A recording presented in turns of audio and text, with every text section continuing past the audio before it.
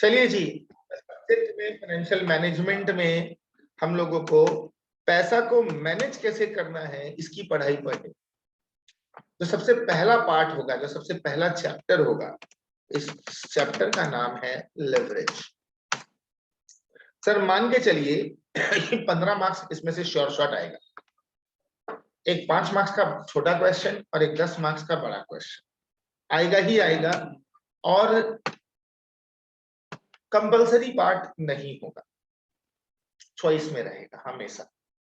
Leverage chapter से कभी भी कंपल्सरी क्वेश्चन नहीं आते, चॉइस वाले क्वेश्चन आते हैं। माने आप चाहो तो करो, चाहो तो मत करो। लेकिन ये देखा गया है कि लेवरेज से ज्यादा इजी पूरी पढ़ाई की जिंदगी में जितना भी कुछ देखे हो कुछ भी नहीं। तो लोग इसको तो खोजते हैं कि लेवरेज है तो कर लेंगे, ठीक है ना। सर लेवरेज चैप्टर जो है ये क्या है, लेवरेज होता क्या है, सबसे पहले इस बारे में बात करते हैं। Leverage refers to risk. Sir risk ये क्या होता है? रिस्क होती है बर्डन, हम ब्रैकेट में लिख देते हैं बर्डन।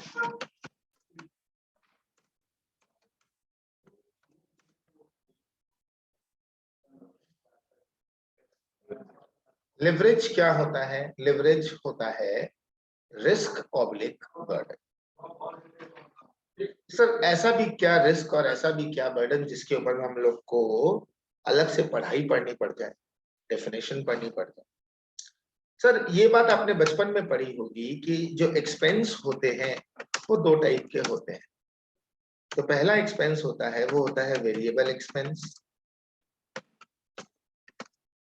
एक दूसरा ऑप्शन होता है फिक्स्ड एक्सपेंस, होता है ना।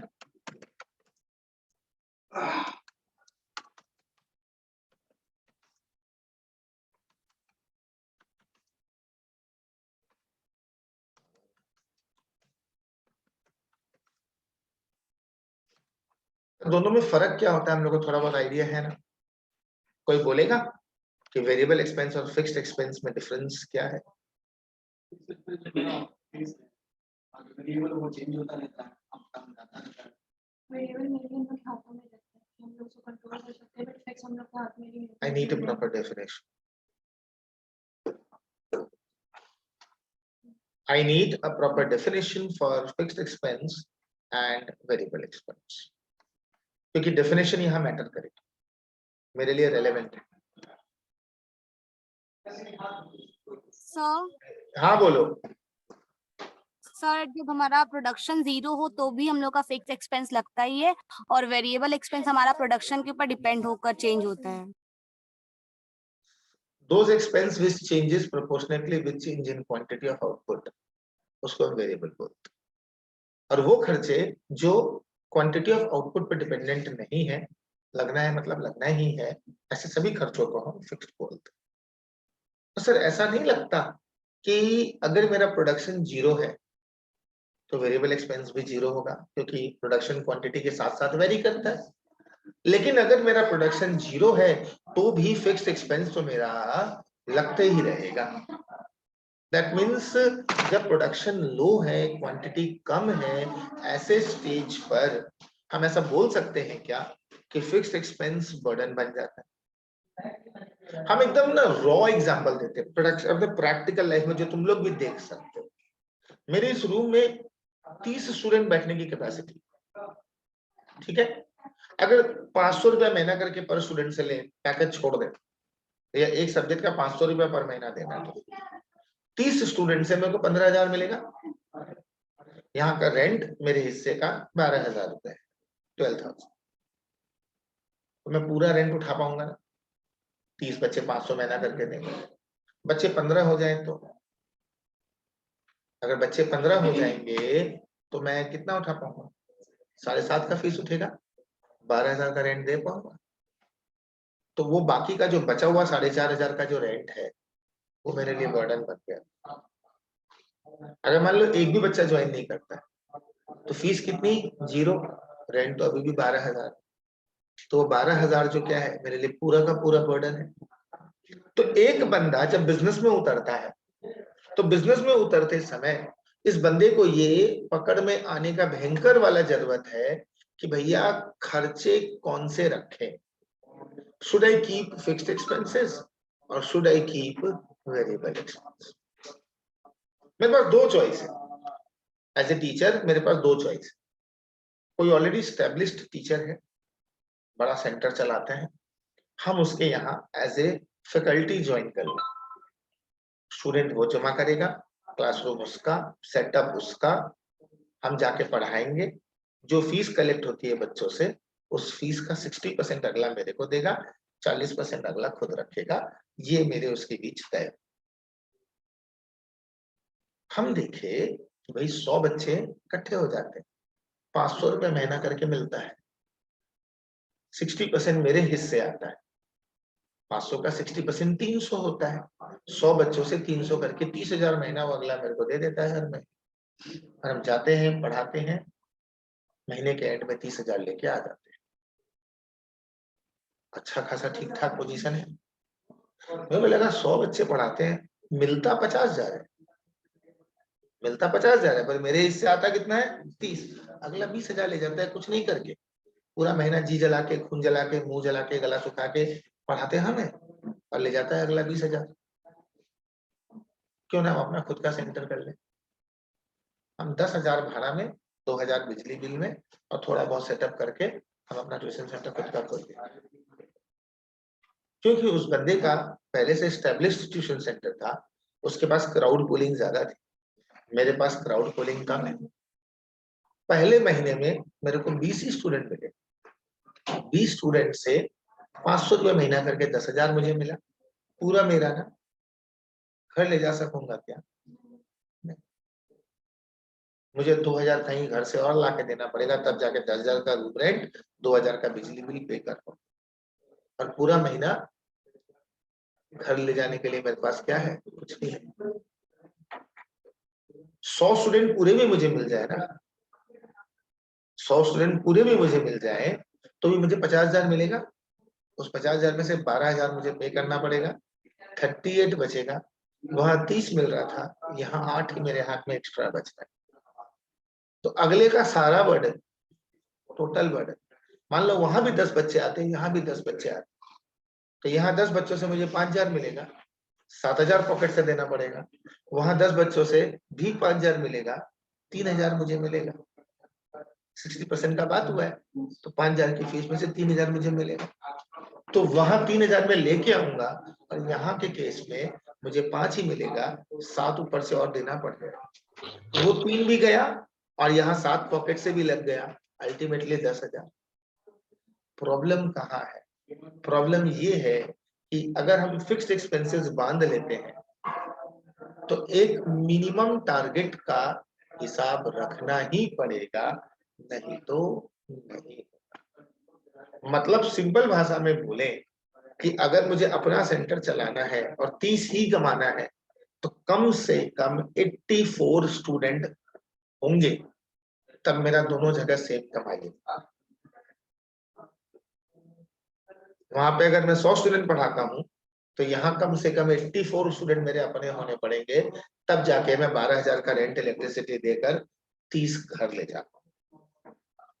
अगर 84 से नीचे स्टूडेंट रहने की उम्मीद है तो मैं बेटर है वहीं पढ़ाऊं। और अगर मुझे ऐसा लगता है कि मेरे बुरे से बुरे वक्त में भी 84 से ज्यादा स्टूडेंट उठा सकते हैं, आ सकते हैं, मेरे पास 500 रुपया महीना नियम से देने वाले, तो फिर उस केस में मेरे को अपना सेंटर करना डिजायरेबल। तो जैसे हम लोग यहाँ पर देखते हैं कि पिछले 10-12 साल से पढ़ा रहे हैं, कोई भी ऐसा सीजन नहीं गया जहाँ 100 से कम स्टूडेंट रहे, तो हम लोग चला रहे थे अपना सेंटर, आराम से चला रहे थे। लेकिन जब से कोरोना आया, स्टूडेंट तो 50 के भी नीचे हैं, सारे बैच मिला के, तो भैया हम लोग प्रॉब्लम में है। वापस से अगर 100 से ऊपर स्टूडेंट हो जाए तो कोई दिक्कत नहीं है, हम लोग जैसे चल रहे थे वैसे वापस से चल पाएंगे। तो ये जो ट्रांसमिशन फेज है कि बुरे से बुरे वक्त में भी 100 स्टूडेंट रहेंगे, 84 से ऊपर स्टूडेंट रहेंगे, तब तो भैया अपना सेंटर ही ठीक है। और अगर ऐसा नहीं पॉसिबल है, कम बेसी होने का चांस है, और भी कम होने का चांस है, तो भैया फिक्स में मत आओ, अपना सेंटर मत लो, नाम बड़ा करके कुछ नहीं होगा, पैसा जेब में नहीं आएगा। चुपचाप जाओ, मुंडी नीचे करके वहां जाके पढ़ा के आओ, महीने का 30,000 लेके आओ, इम्पोर्टेंट। ये जितनी भी चीजें यहाँ पर हैं कि अगर आपके बिजनेस में आपने खर्चे प्लान करने हैं तो कौन सा वो सही समय है जहां पर फिक्स्ड एक्सपेंसेस को आपके बिजनेस में इंक्लूड करना है, ये समय जानकारी में होना। हम अपना कोई काम है बाहर आउटसोर्स करवाते हैं, कपड़े का कटिंग करवाना है, हम अपना कटिंग मैन रख सकते हैं, हम बाहर से कॉन्ट्रैक्ट बेसिस पे भी कटिंग करवा सकते हैं। अगर हम अपना आदमी रख लेंगे तो उसका सैलरी देना पड़ेगा, ऑर्डर रहे ना रहे। छोटे छोटे ऑर्डर मिलते हैं, कम ऑर्डर मिलते हैं, तो आउटसोर्स करवाना डिजायरेबल है कि भैया जब ऑर्डर मिलेगा तभी पैसा देना है, नहीं तो नहीं देना है। और सैलरी पे रख लेंगे किसी को अगर, तो ऑर्डर मिले ना मिले अपनी कमाई के हिस्से में से देना पड़ेगा। तो ऐसे बहुत सारे तुमको ऑप्शन मिलेंगे, बहुत सारे ऐसे तुमको ऑप्शन मिलेंगे जहां पर तुम फिक्स सैलरी पे पर्सन रख सकते हो या तुम बाहर से टेम्पररी बेसिस पे कॉन्ट्रैक्ट बेसिस पे बुलवा सकते हो। आज अपनी गाड़ी होना या उबर यूज करना क्या ज्यादा सस्ता है? क्या बोलते हो शाहनवाज?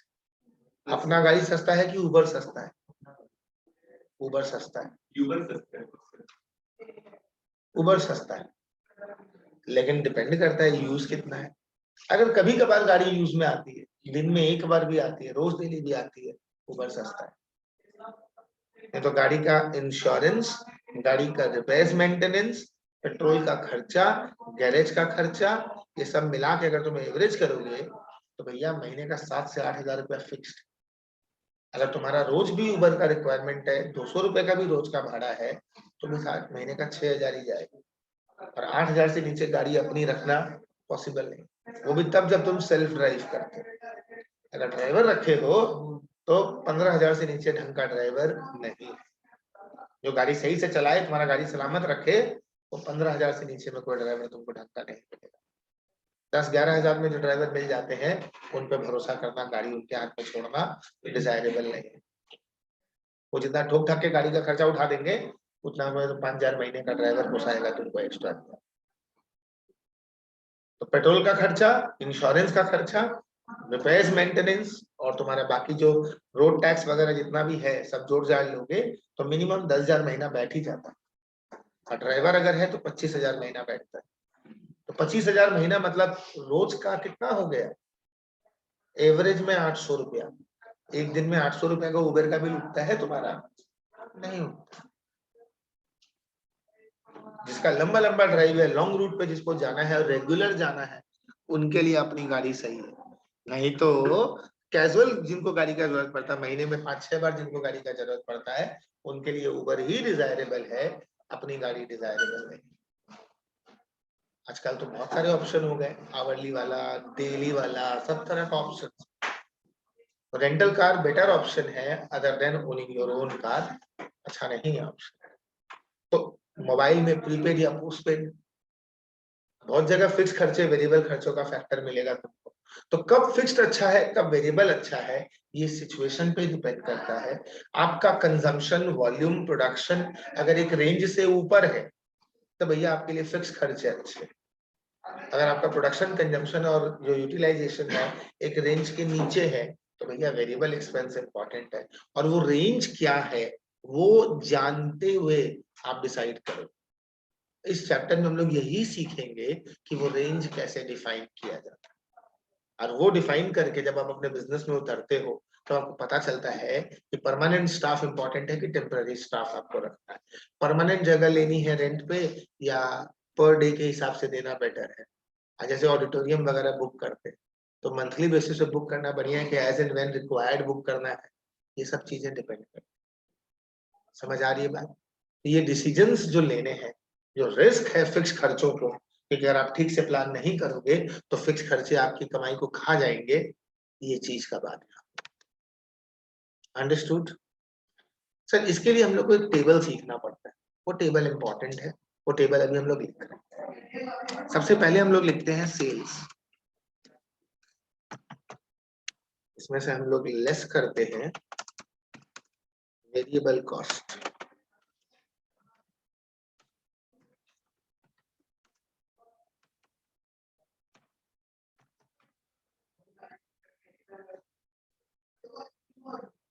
तो जो बचता है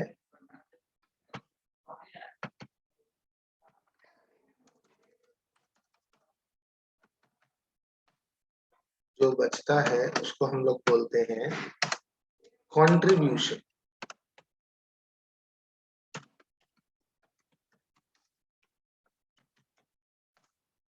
इसमें से हम लोग लेस करते हैं फिक्स्ड कॉस्ट, फिक्स्ड एक्सपेंस।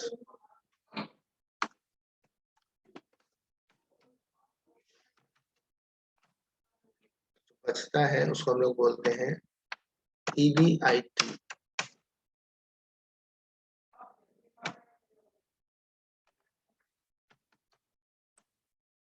हम लोग लेस करते हैं इंटरेस्ट,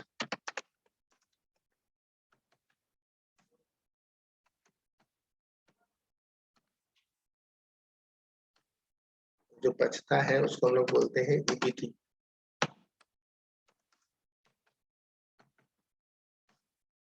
इसमें से हम लोग लेस करते हैं टैक्स।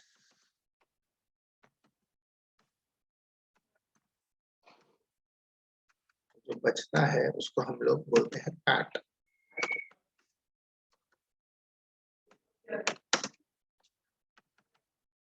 जैसे हम लोग लेस करते हैं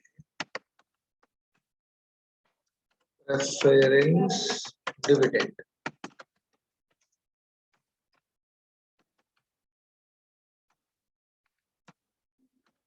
बचता है उसको हम लोग बोलते हैं पाफिश। इससे मिलता जुलता पहले भी कहीं पढ़े है ना, यस सर। थोड़ा सा डिफरेंट है। इसके नीचे से सेम है, इसके ऊपर थोड़ा सा अलग है।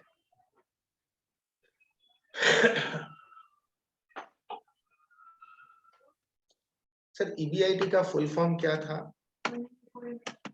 Earning before interest and tax. Before interest and tax. EBT का earning before tax, profit after, इसका profit available for equity share holder.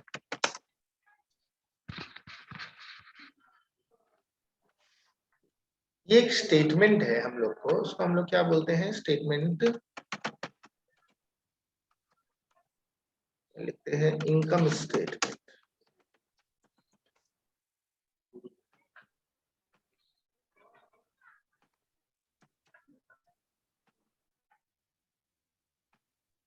सबने लिख लिया है इनकम स्टेटमेंट?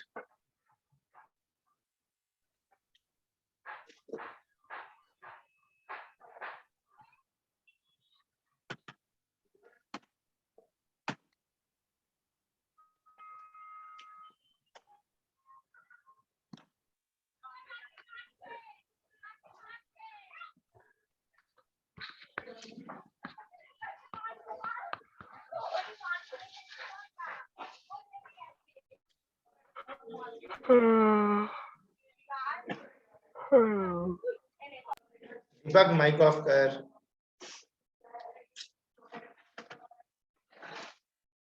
सर मैं नहीं था, कोई और।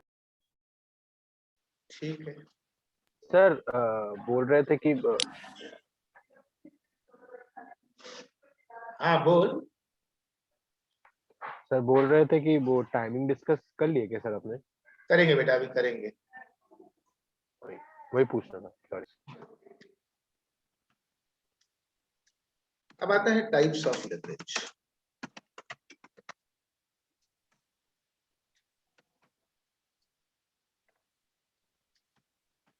टाइप्स ऑफ लिवरेज का मतलब कितने तरह का होता है?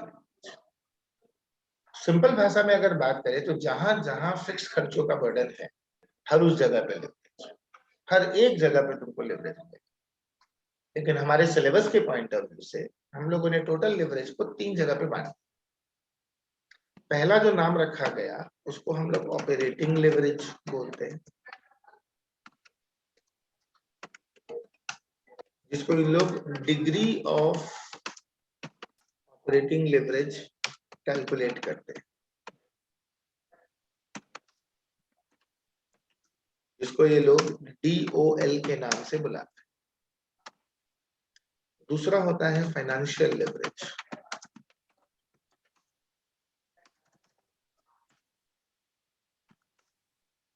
तो ये लोग डिग्री ऑफ फाइनेंशियल लेवरेज के नाम से बुलाते हैं या इसको कैलकुलेट करते हैं।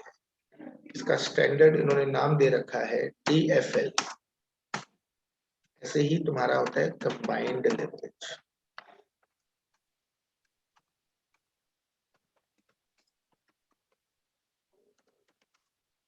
इसकी कैलकुलेशन होती है degree of combined leverage.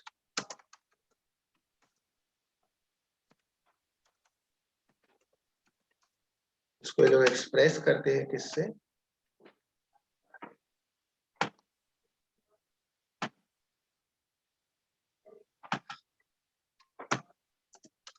DCL से।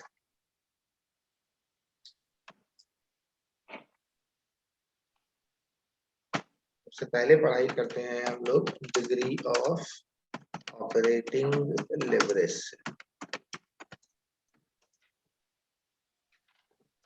is concerned about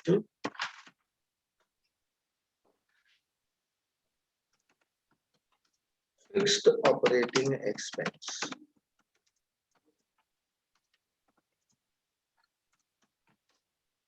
जैसे एग्जांपल के तौर पे देखो, मान लो सपोज करो हम लोग का मान है मैगी बेचता है। कौन सा मैगी बोलो? पैकेट वाला, बना के नहीं। तुम नेस्ले कंपनी से कॉन्ट्रैक्ट कर लिया कि भैया आप हमको मैगी का पैकेट दोगे 8 रुपया में, हम मार्केट में बेचेंगे 10 रुपया। डायरेक्ट कंपनी से खरीदते हो 8 रुपया पर पैकेट के हिसाब से, और पब्लिक को रिटेल में बेचते हो 10 रुपया के हिसाब से। दुकानदार लोग को बेचते हो 10 रुपए के। तुम एक दिन में 1000 पैकेट बेच पाए।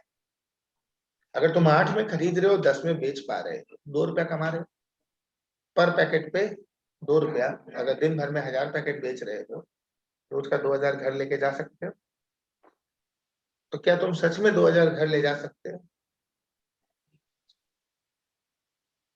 नहीं ले जा पाओगे ना। ऐसा तो है नहीं कि तुम कंपनी से 1000 पैकेट पीठ में लाद के लेके आओगे पैदल पैदल, फिर फुटपाथ पे ही ऐसे ही चदरा बिछा के बैठ जाओगे और बेचोगे, और फिर सब कुछ साफ सफाई करके चल जाओगे। नहीं, तुमको क्या चाहिए होगा? तुमको कंपनी से जब वो 1000 पैकेट आएगा तो कोई ना कोई व्हीकल में चढ़ के आएगा। तो उसके लिए तुमको रखने के लिए दुकान चाहिए, एक तो स्टाफ भी चाहिए, कुछ फोन भी लगेगा, लाइट बत्ती पंखा भी लगेगा दुकान में, है ना। कस्टमर के यहाँ अगर पहुंचाने का हिसाब है कि भाई एक दुकानदार यहाँ से 2 किलोमीटर दूर पे बोला भैया 50 पैकेट भिजवा दीजिए, आके नहीं ले जा पाएंगे, तो माल बेचने के लिए वह जाके पहुंचा के भी आना पड़ता है। हम लोग तो करते हैं भैया, ऐसा सब चीज के खर्चे हैं। तो 50 अगर तुम कमा भी लिए और तुम देखे दुकान का भाड़ा, स्टाफ का सैलरी, बिजली का बिल, ट्रांसपोर्टेशन कॉस्ट सब मिला के देख रहे हो 30 तो चले जा रहे हैं इसी में। तो जहां तुमको 20% का मार्जिन दिख रहा था सेल के ऊपर में, वो 20% का मार्जिन घट के 8% हो जाता है। तो इनकम का डिप हो जाना, कम हो जाना, और किसी कारण से अगर नहीं बेच पाए 1000 पैकेट, 500 पैकेट बेच पाए, तो पता चला घर से लग गया पानी। ये फर्क है। तो खर्चों को संभालना तभी संभव है जब आप आउटपुट की क्वांटिटी संभाल सकते। बड़े बड़े खर्चे पालने वाले जितने भी दुकानदार हैं, आज से पैंटालून्स देखो, हमको लगता है महीने का 1 लाख से ज्यादा तो उसका बिजली बिल आता। सेंट्रलाइज्ड एसी है, कितनी सारी लाइट, 5 बंदे तो खाली हर समय जमीन ही साफ करते रहते। ये खर्चे उठाने की कैपेसिटी कहां से आती? जो जीन्स 800 में खरीदता है वो जीन्स 2500 में बेचता है।